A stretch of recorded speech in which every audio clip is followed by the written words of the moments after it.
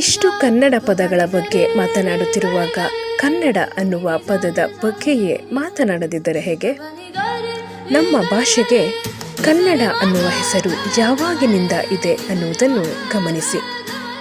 ಮಗು ಹುಟ್ಟಿ ಒಂದಷ್ಟು ದಿವಸ ಆದ ಮೇಲೆ ಅದಕ್ಕೆ ಹೆಸರಿಡುವ ರೀತಿಯಲ್ಲಿ ಕನ್ನಡ ಅನ್ನುವ ಹೆಸರು ಭಾಷೆ ಹುಟ್ಟುವಾಗಲೇ ಇದ್ದದಲ್ಲ. ಕನ್ನಡ ನಾಡು, ಕನ್ನಡ ನುಡಿ ಈ ಎರಡೂ ಪದಗಳು ಮೊದಲು ಸಿಗುವುದು 9ನೇ ಶತಮಾನದ ಕವಿರಾಜ ಮಾರ್ಗದಲ್ಲಿ. ಕನ್ನಡಿಗ ಅನ್ನುವ ಪದ ಮೊದಲು ಕಾಣುವುದು 14ನೇ ಶತಮಾನದ ಪುಣ್ಯಸ್ರವ ಅನ್ನುವ ಕಾವ್ಯದಲ್ಲಿ. ಆದರೆ 13ನೇ ಶತಮಾನದ ಶಬ್ದಮಣಿ ದರ್ಪಣದಲ್ಲೇ ಕನ್ನಡಗಿತಿ ಎಂಬ ಮಾತನ್ನು ಬಳಸಲಾಗಿದೆ. ಅಲ್ಲೂ ಲೇಡೀಸ್ ಫಸ್ಟ್. ಜೈ ಭುವನೇಶ್ವರಿ.